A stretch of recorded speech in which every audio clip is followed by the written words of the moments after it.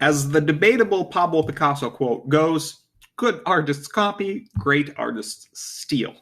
And with those words, I welcome you to the first episode of my weekly Stealing from the Greats segment, where I'll be spending about 5 minutes tearing down the best subscription signups out there and seeing what do's and don'ts we can learn. So let's just jump straight into it, into the daddy of subscriptions that we all had probably some sort of experience with, and that's Netflix. Now, one thing that instantly Netflix does really, really well, and this is a good litmus test for your homepage sign up. If I land on your homepage or on your sign up page, before I do anything, before I click anywhere, scroll anywhere, can I instantly tell what the biggest benefit of your service is and whether it applies to me? That's typically the first objection, right? It's like, okay, well, what's the big benefit? Unlimited movies. How do you not see value in that? Unlimited movies and TV shows and more. Objection. Well, does it apply to me? Can it be serviced in my area? And what if I need to cancel? Or if it's a price objection, it's just like the harder logistical objection, but cancel anytime does a couple of things. Tells me, A, it's a subscription if I've never heard of Netflix. And also, don't worry, you're not stretching yourself financially here. So, love that. Awesome. And the next thing, do massive clear call to action button. And one thing I want you to notice on this page is simplicity. This is Netflix.com. This is their sign up page for their service, which is massive, massive multi-billion dollar corporation. And notice how simple this page is. One call to action. Well, let's assume that doesn't exist. Get started. Get started. Now, right after this big call to action, I scroll a little down. You'll notice one thing, and again, they do this very well.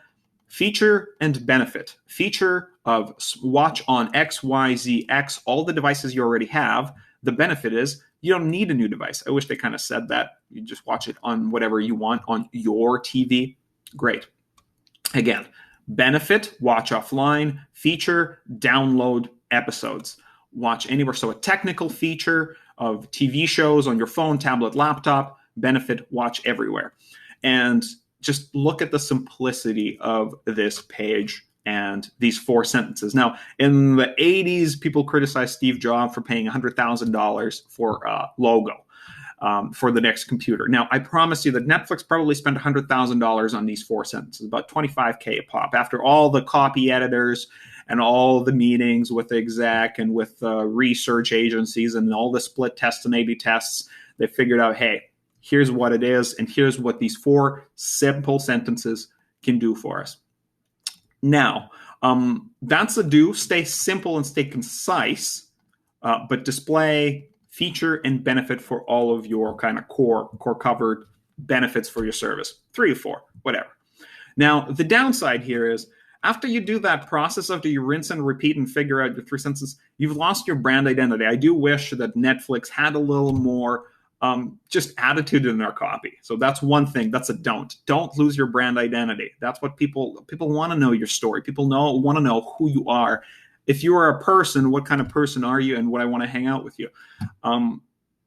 Now, another thing Netflix doesn't do, and if you can do, you should do, is personalize this experience. Now, because I landed here from Google with my Chrome extensions, and Google or Netflix already knows who I am. I'm a millennial. I'm not married. I don't have kids.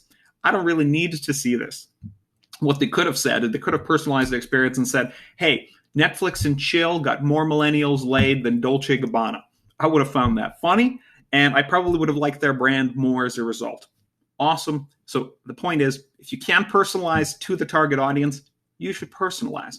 And then another thing that they don't do, and you should do, is unless you're Netflix, the cultural staple that everybody already knows about, have some social proof on your subscription sign up, maybe some customer testimonials, customer reviews, publications that you've been published in or kind of featured in, just something to give customers peace of mind.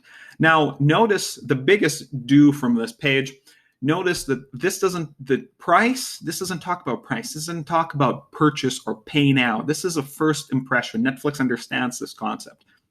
If this experience of signing up for their subscription was a dinner party, I'm walking in and I'm looking at this first impression. I'm not welcome at the door with fork and plate and, hey, here you go, have some food. Pay us now. Here's your credit card. Let's not talk logistics. Let's just get to know each other. Let's just nail this first impression. And it's telling me on this first page enough for me to be, you know what, let's get started. Let's click. Let's see what happens next. I like this. So that's the takeaway. This isn't the best. We will find better subscription signups out there. I promise you that. So in the next episode, maybe even on the next episode, we'll take a look at Dollar Shave Club because they got a little more guts to have a little more brand identity. So I'll leave it at that. All right. See you next week.